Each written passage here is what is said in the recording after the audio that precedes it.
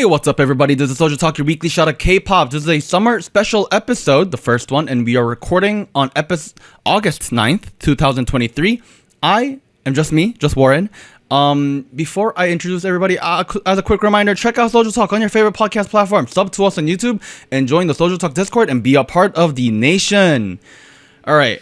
Just me today, folks. We are live today with everyone on Twitch. Chat, say hi, hello, everybody, hello. I'm sure you can hear their voices in the background. So we are recording this in advance on Twitch. We are going to be talking about Kiss of Life today while we are taking the summer break. I thought it'd be a good idea to kind of go over some of the stuff we've wanted to cover in the past couple of weeks, but we haven't had the time to, or haven't had the space for. So on your screen right now, you should see Kiss of Life written on the screen. If you are following along on YouTube, you will see a video. If you're following along on audio, you're not going to miss much other than my face and the chat. I will obviously be reading out whatever is important. On the other hand, we will be returning to a regular episode in a couple of weeks. Please stay posted or stay in the loop. Please join our social media platforms, Instagram, Discord, YouTube. Is it called X now? Twitter, X, you know what it is. You know what I'm talking about. We're not on Threads. I don't plan to be on another platform. You get the idea. Anyhow, for today's show, we'll be talking about Kiss of Life. And we'll probably start there, go elsewhere if we need to. We covered Shhh, the title track, a couple weeks ago on a regular episode. This was the first time we covered Kiss of Life. And I think we had a lot of fun with it, right? We had a lot of fun with it. On the other hand, people have been asking us to cover Kiss of Life before that too, because they've done a lot of pre-releases leading up to that. All of that dropped together with Shhh as the Kiss of Life EP. I've checked out some of their songs, the pre-releases here and there, casually, not a deep listen as I normally do. However, I thought it was a good idea to kind of maybe, I don't know, we go over all those together. So I haven't seen any of the music videos. I've seen Shhh, obviously, but the other 5 I have not seen the music videos for. We're gonna go through all of them together, and then we'll talk about all the songs together. Obviously, if you're tuning in when this episode drops as a regular episode, you will not be hearing the audio of the YouTube video that we are about to watch. That's just how copyright works. I don't know what to tell you. I'm sorry.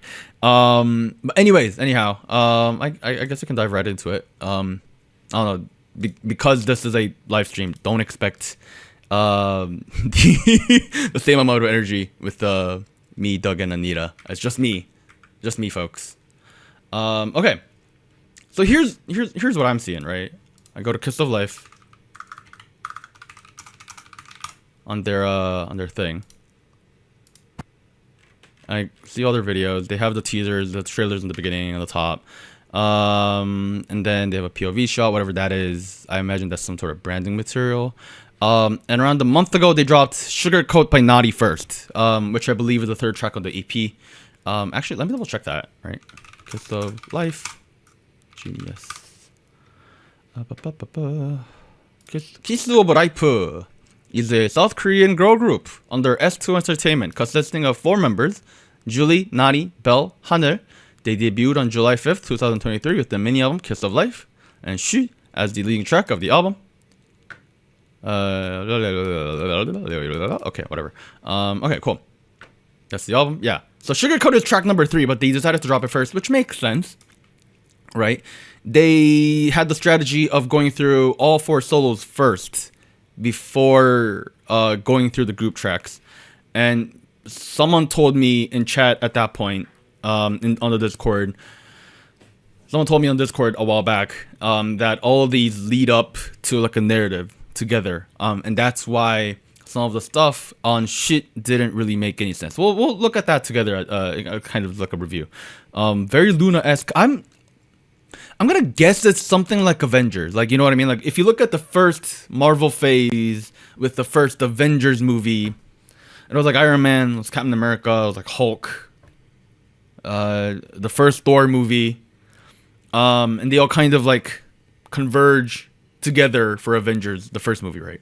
So I'm guessing that's what they kind of did.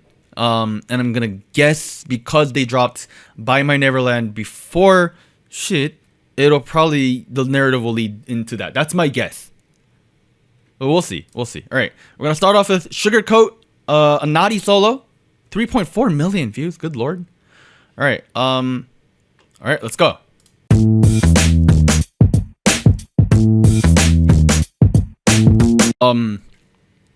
Okay. That was groovy as shit. My God. Okay. So that was I don't know, like a mid-tempo, early 2000s R&B kind of inspired track. Both the way the song's arranged, instrumentized, and the way she sings, all of it feels very much in that realm. Now this is the solo track for Natty. She was in 16. She was in idol school, like you guys mentioned.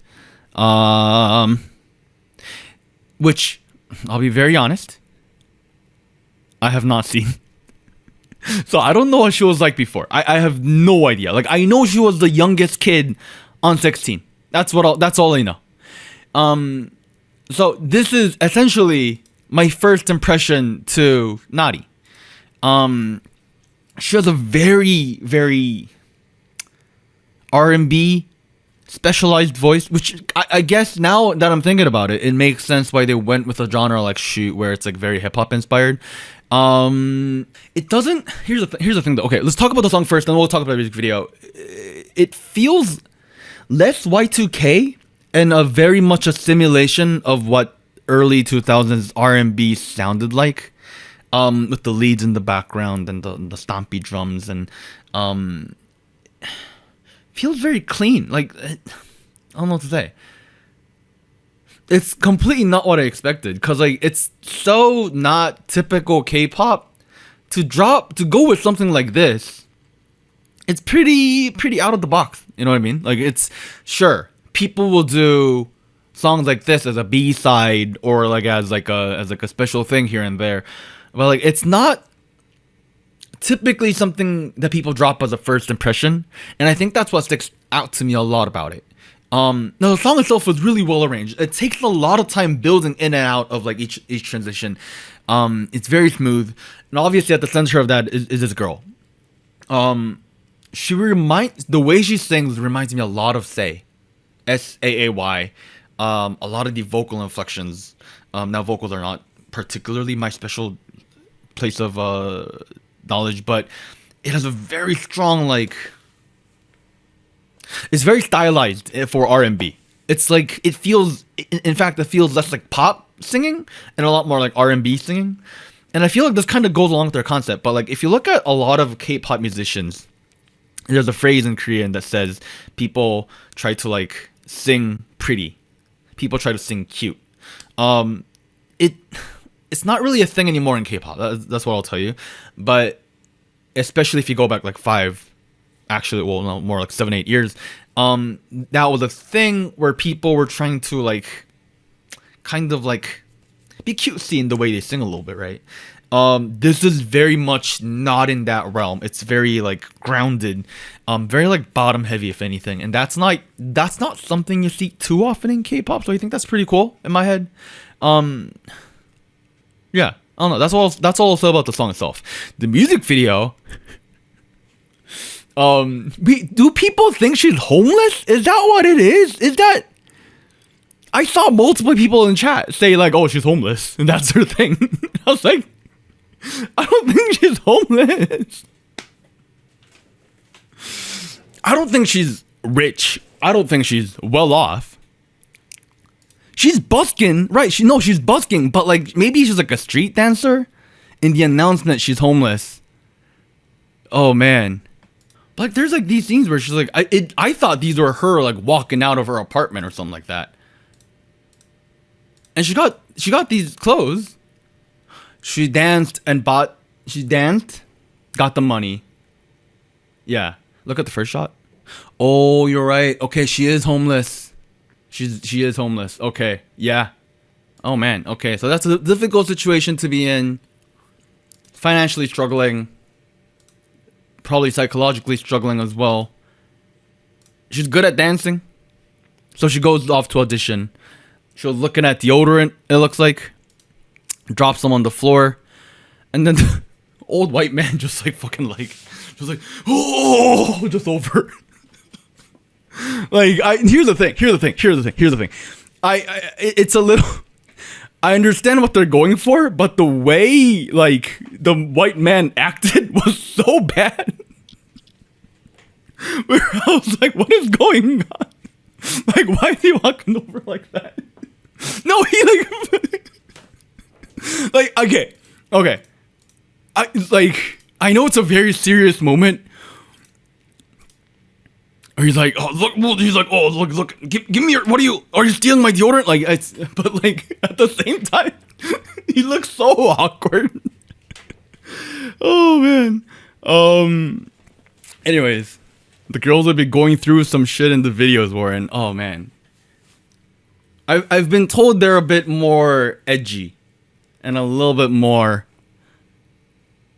not very mainstream in that aspect. The girl said that the man really fell during the filming and hurt himself. My guy. Now I feel bad for making fun of his acting, because he put his all into that scene. He really did. Oh man. Okay. I will admit, I like the scene that immediately follows it, where she's like, Natty's like running away, obviously very displeased with her current situation. I get the feeling I kind of see where this is going into the next, the title track video eventually. What I do like about the video, one that I haven't said yet, is that it's okay. K-pop in general tends to want to present a very clean and pristine image. If you look at New Jeans, or if you look at Triple S, a lot of the people who are doing easy listening, which this kind of falls into that direction, I'd say, they do a very cleaned up version of what it means to be a teenager or a regular person in Korean society, in this case European society. Straight up showing a homeless person that's like sleeping on a couch under a bridge, busking for a living, getting what looks like one of those meal coupons for a meal, getting mistaken for a thief, a deodorant thief. I don't know. A lot of these are very, it's a lot more raw. Now it does come with the layer of it's K-pop. It's a pop music presentation of all that. It does. But on the other hand, it's not something this entire genre likes to talk about. This genre in particular, this industry in particular, loves presenting this pristine image so much that we just kind of ignore all that, for better or for worse, because presenting stuff like that tends to be a little touchy and a little risky. Not a lot of happy investors, not a lot of safety when it comes to press and media coverage and the way people react. On the other hand, it's very much worth noting that the average age of a consumer for K-pop has shifted upwards in the last 10 years, I'd say. So it's kind of worth talking about how the narrative should shift a little bit too. That's what New Jeans did with Ditto. Their message with the Ditto video was a lot more targeted towards people who have experienced leaving a fandom. Stuff like that, I think I really appreciate from my perspective. So I think that's one thing I'm gonna kind of think about as I watch the rest of these videos, especially because you guys mentioned Demonics, the trend continues, Warren, don't worry. I like that. I want them to kind of commit to this. You didn't know Ditto was all about that? You should check out the episode we did about Ditto. Cool. I mean, so far I like the song. Yeah, I mean, I think we gotta check out the next one then, right? The next one is Countdown by BELLE. This got 964,000 views on YouTube as of early August. We'll see what's going on here.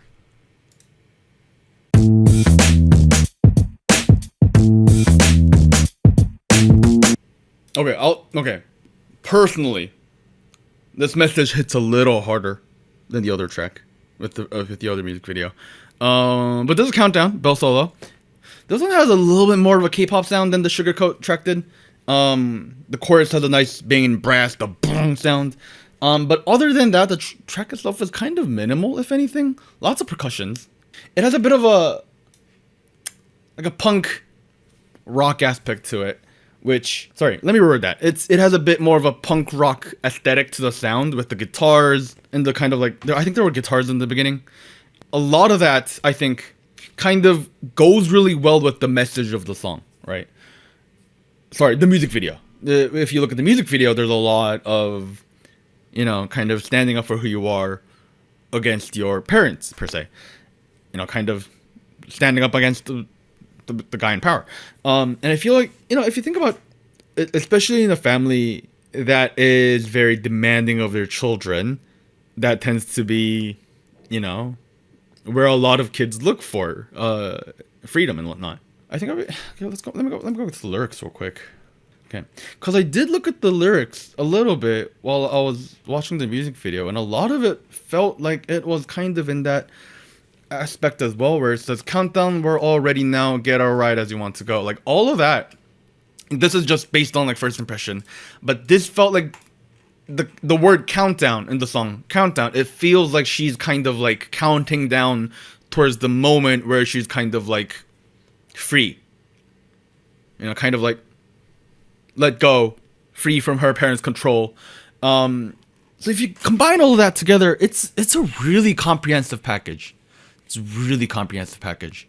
I kind of regret not looking at the lyrics for Sugarcoat a little further, I'll admit. For that one, I was like kind of like distracted by the sound design and all of it.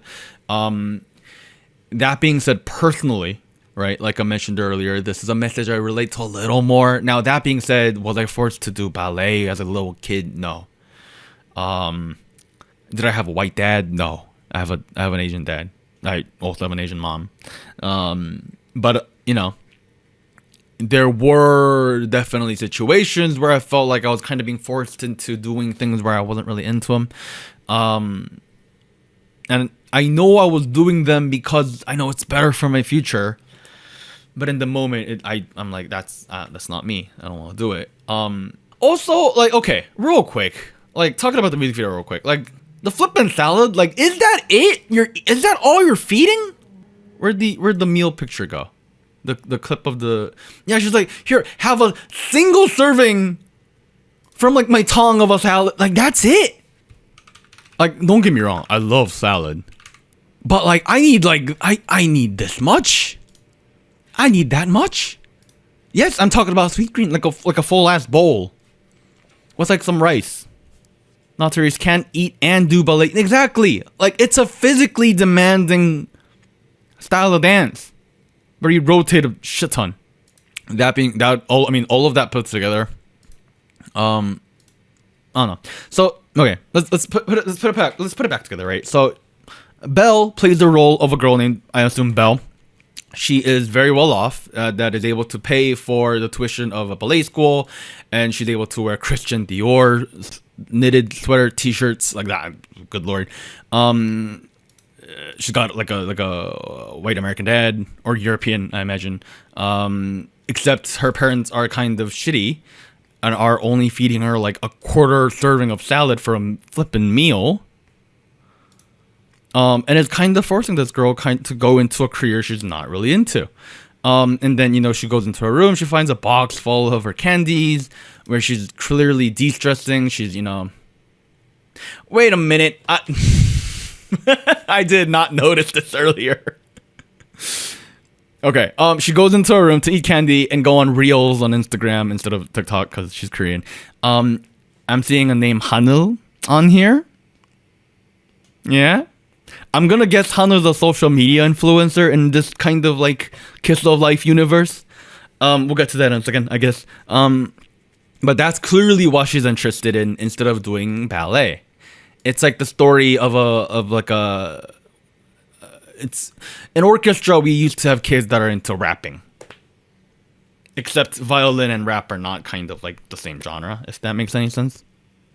So clearly, at one point, her mother finds out. She breaks down. She's like, I don't want to do this anymore. F you. There was a moment in the movie where it cuts, and she's like kind of like breaking down. That was a good cut. Like, I know we complained about cuts a lot in the music video, in the actual show. This is a cut I liked. This is a cut I enjoyed. Thank you. Like, that made sense. And it made sense to the point where, like, afterwards we go back to the chorus, the second run of the chorus. And it has a bit of like a cathartic feel where it kind of, because like up until the breakdown, it builds into the chorus, right? It's like build up, build up, build up. And then it breaks. And that's where a lot of emotions are just kind of like dropped on the floor. And then they come back up for the chorus. I really like that. This track feels a lot less. It feels a lot more K-pop than the other track.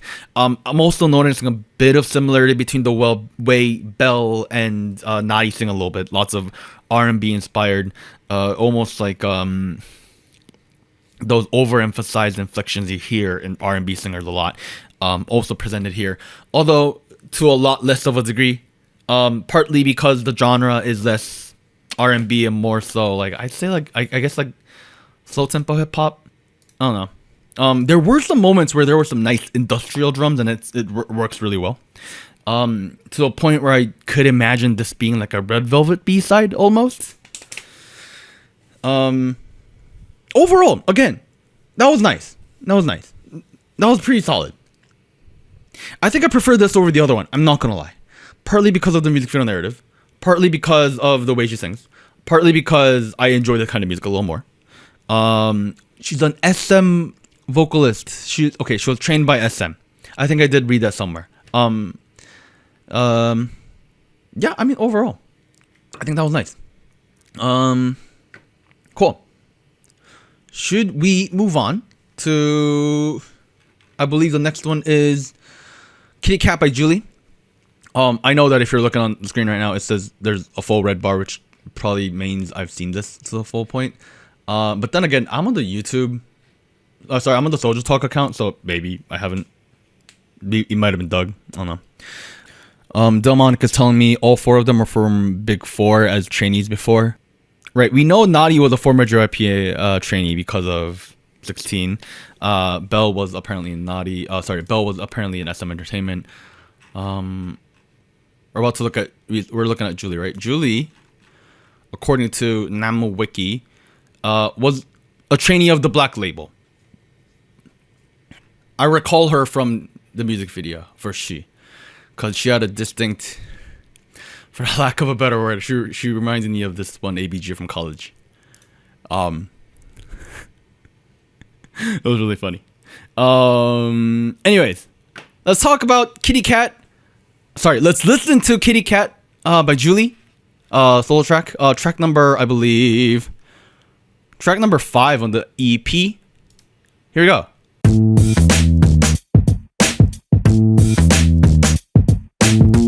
She took the whole poster. Dude, she took the whole ass poster. Wasn't it like one of those like flyers where you can like kind of like rip off the bottom? See? No, you can take off the little bottom. Okay, but like not even... Oh no, she ripped... Guys. You can't... I know we want to reduce competition. Okay. You guys are saying if she takes the entire poster, she's reducing competition. Sure. Sure. That's just rude in my head. Okay. Let's talk about the song real quick. It's a very slow tempo, early 2000s kind of hip hop kind of vibe, kind of relaxed, kind of chill. Very stompy. Right from the top. Very stompy. Reminds me a lot of Lifted by CL. If you guys remember that song. I don't know if that's even a relevant song that you guys would know about anymore, but it has a bit of a similar beat, a similar mood. I think that one's a little less, it has a little bit more instrumentation than this one. But the way they sing, the way they rap, the instrumentation as well does remind me a lot about that. Although I mean, that's not bad or anything. That being said, this one leans a little heavier into the. This one feels a little less like a developed story and more like an image of a party person with a bit of a dark side. We don't really dive into that too much in the music video. We'll talk about that in a second. But in the song itself, it's pretty straightforward. She's this song about being a badass. I don't know though. I'm not very convinced with her rap style, I will admit. Unlike the first two, this one feels a little overemphasized, the way she sings and raps. I think that's part, based on the first two people I've seen so far, it feels like a direction thing, I would guess. Because the way they sing feels very similar, and their voice tones are a little different, all three of these. But even when Julie's rapping, the way they kind of drag out each accent and the way they end and the way they kind of rap backwards kind of feels more like they've been directed by the same person. Not a bad thing, just something to notice. But at the same time, not something I'm particularly into. I think that kind of goes along what I've said about some of the other folks on K-pop in the past, such as Taeyong of NCT. I'm not saying Julie sounds like Taeyong. I do want to make that clear. She's miles better than him. But in the overall aspect of things, is it as interesting as the other ones? I'm not sure. I'll be honest. Yeah. I don't know. It was alright. Oh, this was nice. This was, I think, my least favorite over the three so far. But that's not. I don't think it was particularly bad or anything. If it was, I still think if it was a good week, on an average week, this would be the third song I put on like a spice chart kind of thing, if that makes any sense. Now, in terms of the actual video, right? Let's talk about the music video real quick. So Julie is portrayed as this kind of party goer. Definitely someone who's got a lot of people in her network. I'm not sure if they're her friends. Because there was a moment where she gets very intoxicated with, whether that be, I don't know. Here's the thing, guys. If you guys are underage and if you guys haven't been to like a proper college party or anything like that yet, don't just drink whatever. Make sure you know what you're putting in your body, 'cause it felt like her cups changed at some point. Faye says, I think she's pretending to be someone she isn't.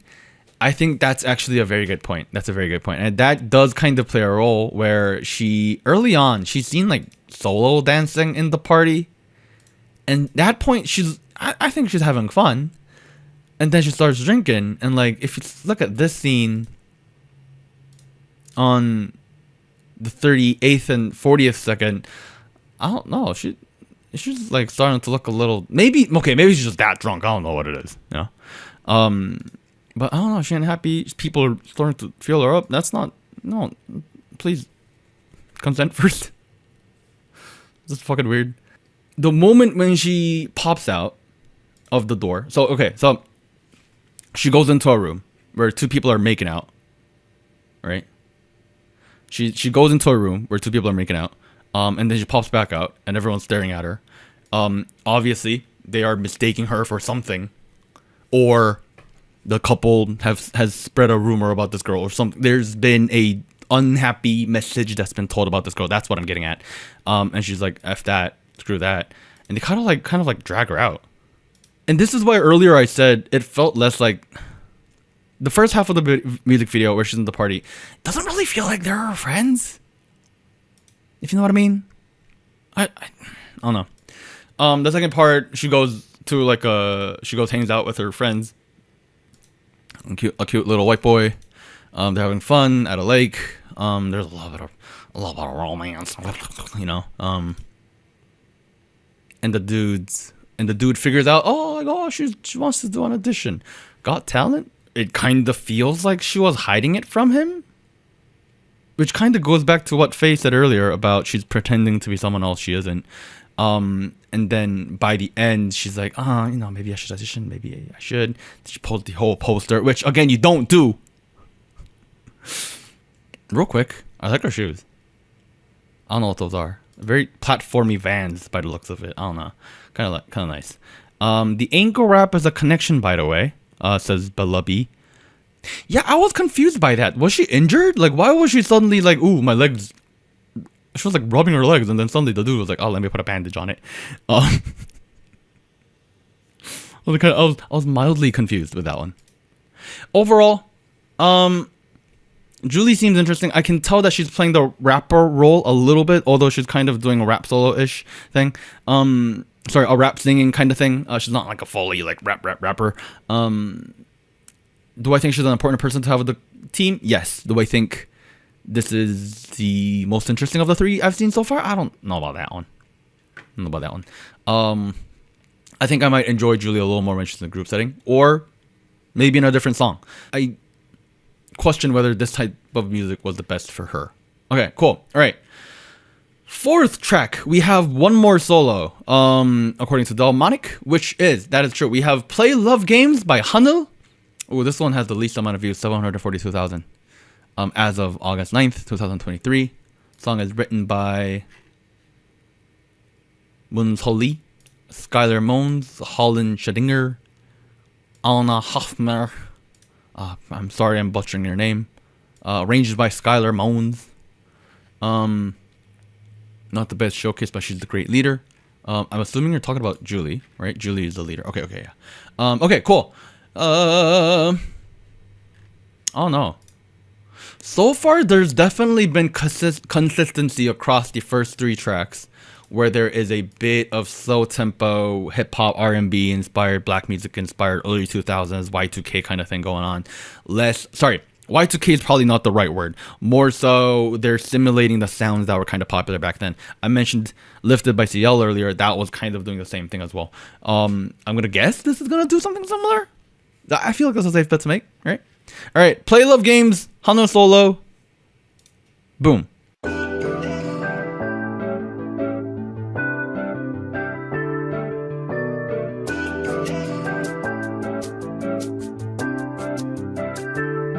Hello, SojuTalk Nation. This is Anita here with a quick PSA.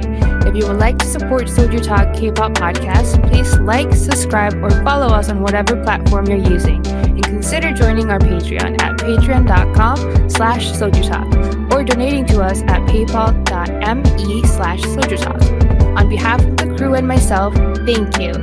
Now back to our regularly scheduled episode.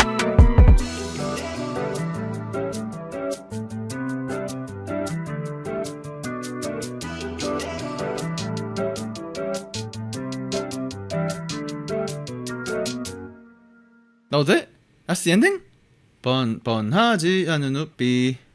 That's a very catchy chorus. Now that being said, not Therese and Irvtron in the chat said it is from the. It sounds like it's a sample of the baseball game, like the "Take Me Out to the Ball" game. Take me out to the ball. Let me look it up. Is this? I'm not sure if it's a sample or an interpolation. It's an interpolation if it is anything. I'm just not sure if it's intentional or if it's not. I don't think it's intentional. It's not intentional. Okay. The chorus has a very theater-y thing about it. It's a very theater way of singing, the way she goes about it. And cause if you listen to the chorus, it's very, again, like the other three folks, the way she sings is very overemphasized. All of those accents, she's like digs into all of them, to the point where all of her English sounds a little more like rolled than they should be, if that makes any sense. I don't hate it. Okay. So Teresa's saying like Ghidorah and Hybe. Yeah, I kind of hear that. Again, I don't hate it. Here's the thing.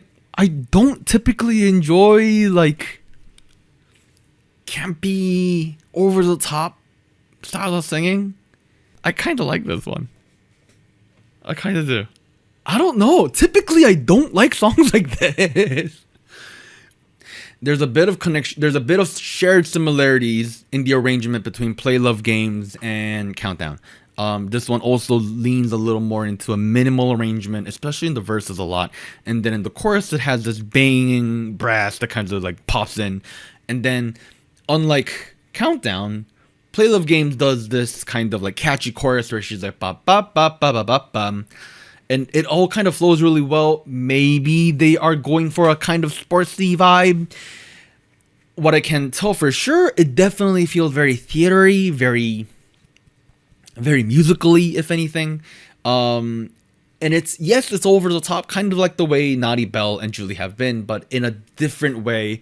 And if earlier, what I said about people trying to sing pretty or people trying to sing cute, that's a little more present here. It's a little more.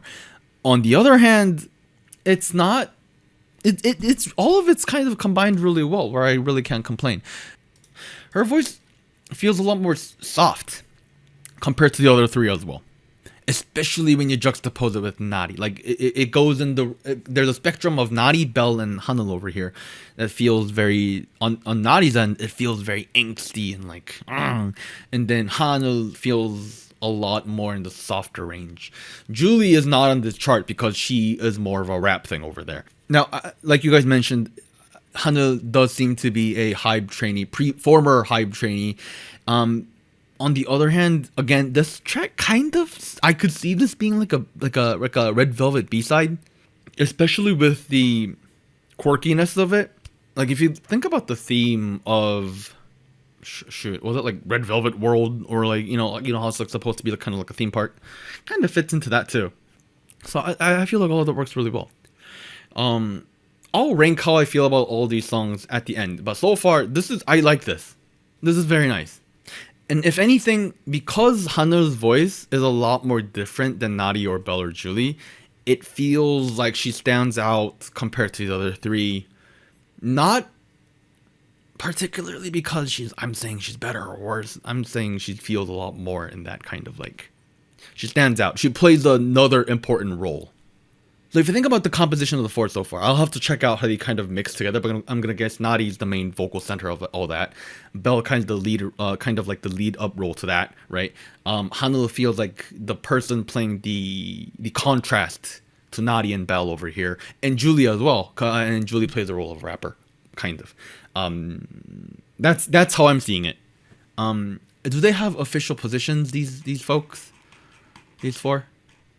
Julie is the leader and main rapper. Natty is the main dancer. BELLE is the main vocal. HANEUL is the lead vocal. Okay, so that's kind of what I said. Okay.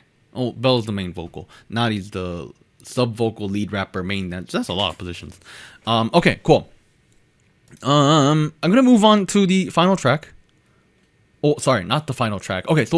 Sorry. These four were the 4 solo tracks that we had for Kiss of Life members, right?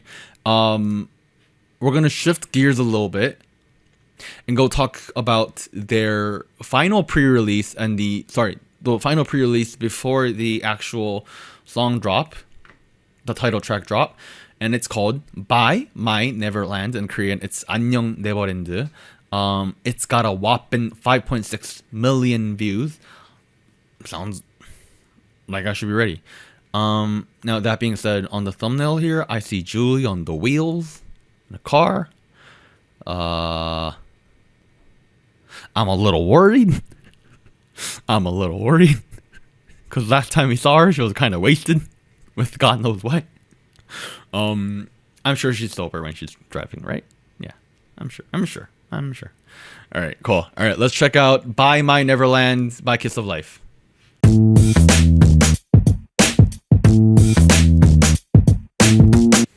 Let's talk about Bye My Neverland by Kiss of Life. We just finished their final pre-release into the if I recall correctly, that looks like the first scene of Shhh.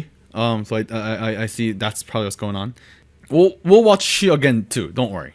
Don't you worry. We'll do that after this one. Overall, okay, let's talk visually first because I think that's a little easier. Visually, it's combining the narratives of all 4. It's showing off, whether explicitly or implicitly, where they were kind of intertwined with each other. That was pretty cool. I think that's both very good, careful planning / a lot of good editing / great fan service / doing something Luna didn't really do. Which, don't get me wrong, here's where I draw the line with, and here's why I'm bringing up Luna, is they were telling us that there's connections here and there, they're intertwined in this Lunaverse. But they weren't as explicit as they were here, did they though? You know what I mean? Like, they're very explicitly like, this is where they kind of diverge. This is the message. This is the, Thor comes down to pick up Loki moment, and then Avengers kind of goes against Thor kind of moment where they're kind of introduced into a single group, right? They were okay. So Faith says Luna did that too. Girls were in each other's music videos. That's true. But I still don't think it was as this degree where it's very explicit. And while I think Luna left it a little bit more up for interpretation, I think that's why people kind of reacted not so positively when Hi dropped. Yeah. Because it was narrative wise, lore wise, song style wise, it was very different. So I think visually all that's really cool. There's a lot less narrative here, although I can kind of see how this plays into the rest of the narrative, right? Everybody kind of struggling. Natty, which still feels like the center of this group, feels like it seems like she took the audition, she made a mistake, and then boom shakalaka, the ABG girl kind of ran her over with a car. That being said, she didn't die, thank God. In fact, she kind of gets up and kind of like limps and kind of like walks away. So I'm glad. I mean, like, yeah, sure, like her audition didn't go too well, but on the other hand, she got her life. During the music video, I took like a 30-second, like a minute break where I was like, guys, okay, first of all, if you're driving, drive slow in a parking lot, please. Like, obviously, I don't need to tell you guys to like drink, like, don't drink and drive, obviously. On a parking lot, drive slow, first of all. When you're a person on the parking lot, look to your left and look to your right before you walk around. Like, I don't understand. Good Lord. Okay. So that's the video. The actual song. Between the songs we've listened to so far, this is my favorite song on the album. Easily, by far. It's very emotional. Very emotional. I'm going to scroll up to chat a little bit because I think Faye mentioned something pretty interesting about the theme of the song, right? Let's talk about the theme of the song real quick. I know you said it at some point where he was like, so they're basically saying goodbye to their childhood. That's, like I said, it's a growing up anthem. I think that's definitely a very valid way to look at it because throughout the entire track in the lyrics, they're referring to things that, like oracles, where like it's a childhood, they're leaving that behind, which is Neverland, Peter Pan. I think all of that kind of makes sense. And they're kind of like going to the next chapter where they leave their childhood behind into whatever lays next. If you think about the way they've been marketed so far, if you think about the image they're giving off so far, the concept, the way they sing, where again I mentioned that they don't try to sing pretty or cutesy, all of that combined, this is a very appropriate theme for the song. If anything, I understand on one hand this definitely can't be the title track, but on the other hand, I feel like this captures the image and the identity of Kiss of Life the best. I think that's what stood out to me the most about the song. It's just one of those, like, the song itself, the way it sounds, it is one of those like slower, I don't want to say punk rock because again that's not what it is. Honestly, this is the K-pop equivalent of like an emo rock song. Emo rap song. It's angsty. It's frustrated about leaving behind something in the past. And that is definitely portrayed in the message, like I mentioned earlier. It's also portrayed in the kind of sound the song has. I mean, I don't know. Overall, this is the best package of the 5 we listened to so far today. that was just good. It's very I felt like that was a little emotional for me. And that's why I was so pissed about the car crash at the end. Because you could have done that after I guess it's after the song is over, technically speaking. I don't know. That felt very well paced. Overall, there's nothing to be complained about. Not much to complain about with that song, I think. Okay. So, we talked about the solo songs. We talked about the group pre-release before the title track. Which leaves us with the title track. It's where everything has now converged. They have at least seen Natty, all four of them. Like HANEUL hasn't really interacted with BELLE per se, but now they're coming together. Now the plot of Shhh makes a lot more sense. Okay, so we're gonna listen to Shhh. 13 whopping million views on YouTube as of August 9th. Let's go.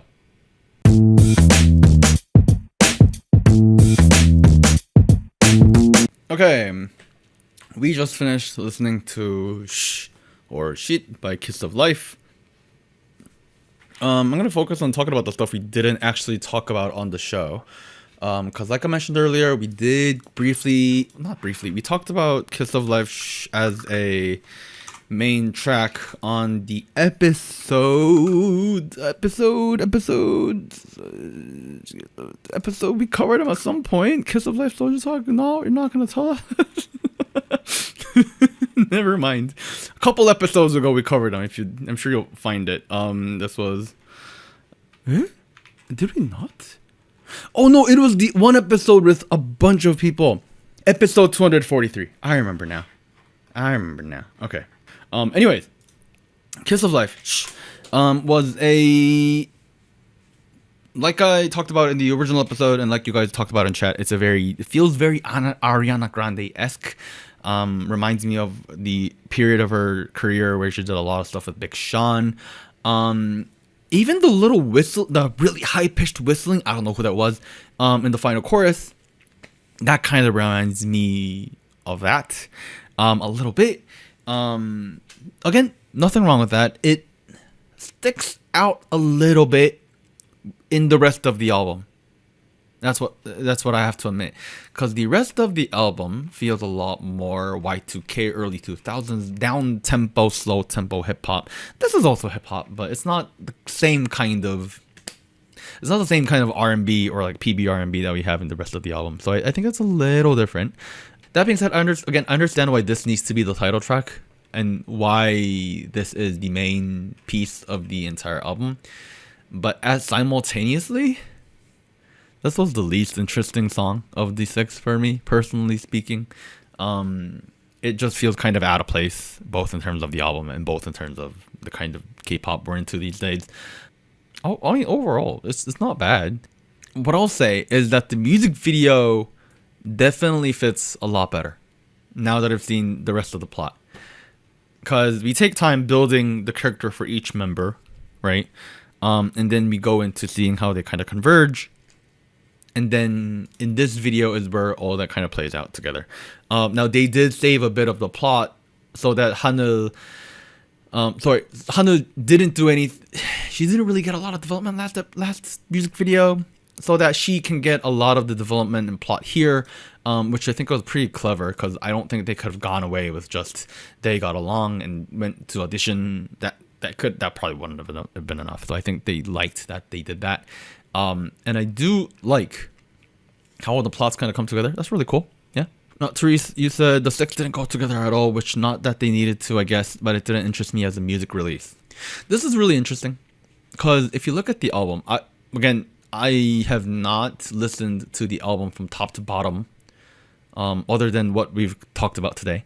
And I'm not going to count what we've done today as an album listen, because I haven't listened to it in this release order of Shit, Buy My Neverland, Sugarcoat, Countdown, Kitty Cat, Play Love Games. So I don't know how those songs kind of flow together. But off the bat, it would probably not be a bad idea to move Buy My Neverland to the end of the album as an outro track. Thematically, that makes sense. Sound-wise, that makes sense. Keep shit in the beginning. That part makes sense. I also don't know about arranging these solo tracks in this order. Might have done Sugarcoat Playlist Games, then Kitty Cat, then Countdown, but I don't know. It's up to you guys. One thing to kind of pick out here is that K-pop, one thing K-pop does these days is build lore. They build a universe. Does it create a bit of an entry barrier? Yeah. Does it, on the other hand, create a bit of engagement? Yeah. It's, everything comes at a cost here. That being said, I do think this is one of the better attempts to do it, because it's not a lot of random symbols being related to each other. It's also not this member has a superpower and then they're like, flowing through time, Kwangya, metaverse, you know what I mean? It's a lot more grounded of a narrative, and I really, really dig that. I really do. If I think about all the rap albums that I like, this is the kind of narrative I'm into. Y'all are naming names in the chat. I will not, sir. I'm trying to be very general here. But okay, you know what? Let me name somebody. aespa has had a Kwangya Black Mamba narrative. That was their thing. It felt a lot more loose of a plot, and yet they were digging into it so much. And they relied on doing all these songs outside of the music to carry a plot forward. If there was a plot, because it felt like every song they were trying to fight Black Mamba and go find Navis. This one, again, is a lot more grounded. It feels much more like a plot, and it works. I feel like at the end of the day, that works a lot better. Irfshan says, I enjoyed this a lot because it's easy to explain to people and jump in without needing to do homework. I agree. That's exactly what I'm saying. Now, this would be problematic if for the next comeback they build off of this narrative. On the other hand, I don't think that's what they're gonna do, because this had a good finale. I would rather not they go into what happened next after the audition, because we know what happened after the audition. They debuted as Kiss of Life. That's the end of the story there. I hope personally that they go into a bit of a different narrative, and kind of go from there. That's what I'm hoping for. Let's kind of leave that part behind.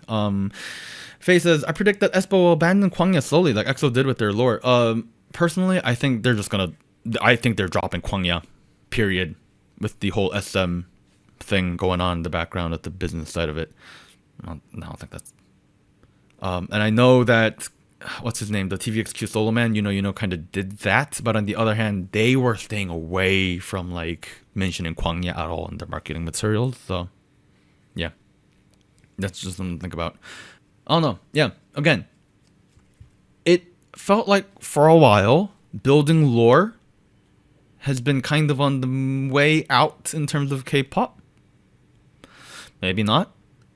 On the other hand, do I even call this lore? I don't think this is lore. This is just a well-built plot.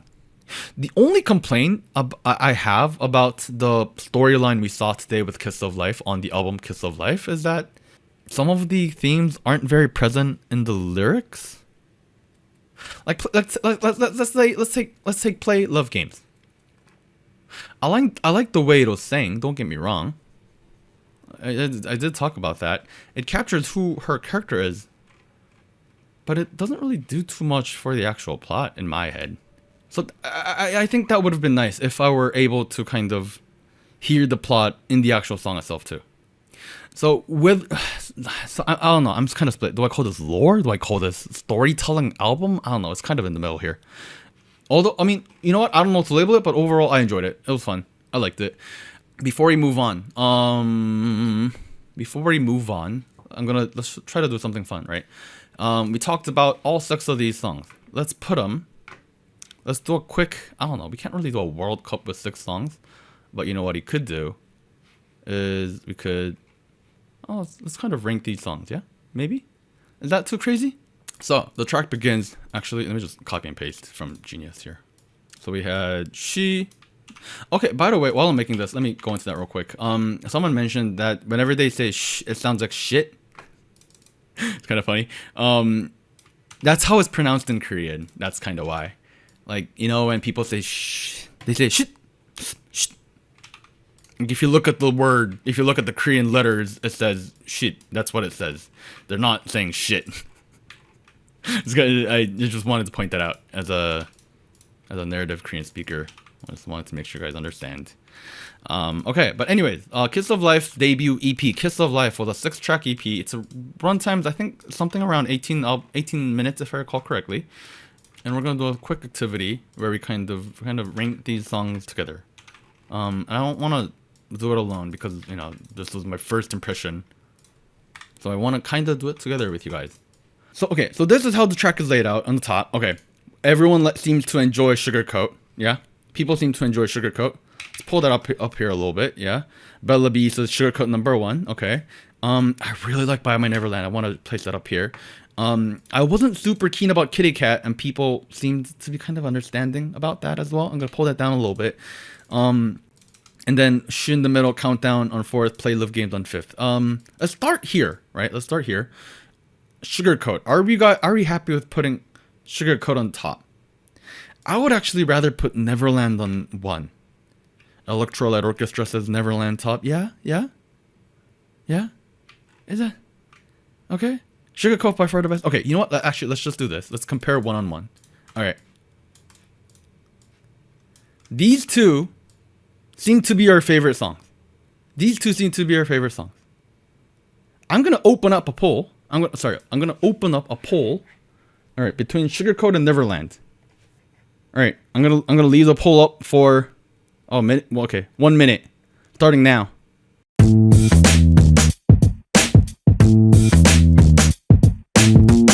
Personally, I like Neverland a little more. They're both really good songs. I think this is one of those like personal preference kind of things. And the poll is wrapping up now. With Neverland on 6 votes over Sugarcoat with 5 votes. Okay, so that's what we'll do. We'll do Neverland on top, Sugarcoat on 2nd. Okay? And I think that's probably the most contentious of the two. Yeah?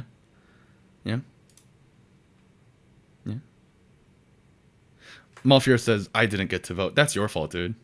I don't know what to tell you. Okay, let's talk about the rest. Which one should we talk about? Play Love Games. I really like Play Love Games. Can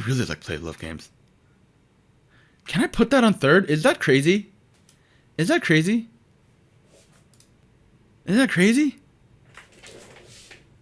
No? It's kind of crazy? Latrice says it's kind of crazy? Play Love Games better? Okay. Alright, you know what? PLG. I'll keep it here for now, and then we'll talk about these songs, right? Because after we also did Countdown was the 2nd track we did. That was with BELLE. That was the ballerina punk, you know, kind of vibe. This one kind of blends in with Play Love Games a little bit for me. Alright, I'm seeing some kitty cat hate in the chat. I'll get to it in a second. Between Shh and Countdown, I would prefer Countdown a little bit more than Shh. How about this? Yeah? We'll do By My Neverland on top. Sugarcoat on 2nd. Play Love Games on 3rd. Countdown on 4th. Shh on 5th. Kitty Cat on 6th. In order of how much we like it, not in terms of how much we think it's good or bad, just how much in terms of we like it. I was fairly impressed with everything I saw today. I'm not gonna lie. Shh needs to be higher. It is the title track, and it does stand out. We'll pull Shh up a little bit. How about we do By My Neverland, Sugarcoat, Play Love Games, Shh, Countdown, and Kitty Cat? Yeah. I'm looking at what you guys are saying. It seems pretty divisive in terms of like what Shh is.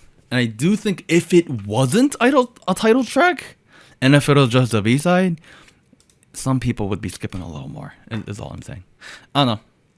Well, if you're listening to this episode way after it drops, way after the streams, and you're at home complaining that this is not the chart you wanted, don't blame me, blame chat. This is a fairly democratic process, right?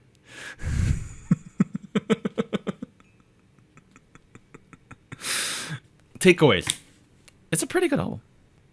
I don't think there was much to complain about. Do I think it's perfect? No. I'd probably go back and think about how the tracks are ordered a little bit. But this does lean into one of the better EPs of the year. I wish that there was a bit more of a lower point in the 18-minute runtime, but I mean, it's only an EP. I think it's fine. Okay. I think that's all I have to say about Kiss of Life. And I'll be honest, we've talked about Kiss of Life way longer than I thought we would, so I don't know what to tell you. Cool. Okay. If you are listening at home, this is probably the end of the Kiss of Life segment. Thank you for joining. SojuTalk, your weekly shot of K-pop. If you want to see me live, we'll be on Twitch after the summer break ends. Or maybe during even. I don't know. We'll see. In order to stay in the loop, join the Twitch. Follow us. You don't need to subscribe. Just follow us. Go to our Twitter. Go to our Discord. Go to our Instagram. I actually found out we have a decent amount of followers on Instagram. So I should utilize that a lot more too. I don't know. That's what I'm saying.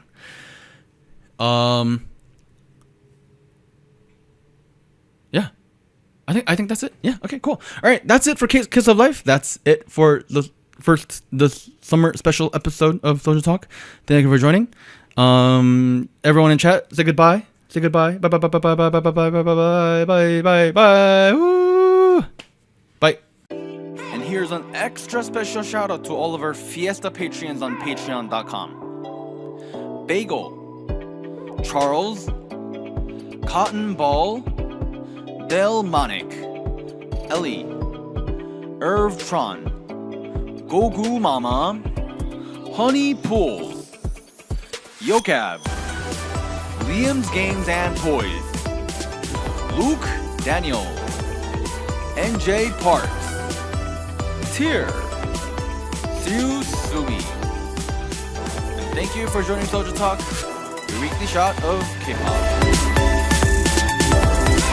And special thanks to our Discord server mods, Jacob, K-Music Erday, Koala, Max, No Bias Luna, Tuggles, and Wolf297.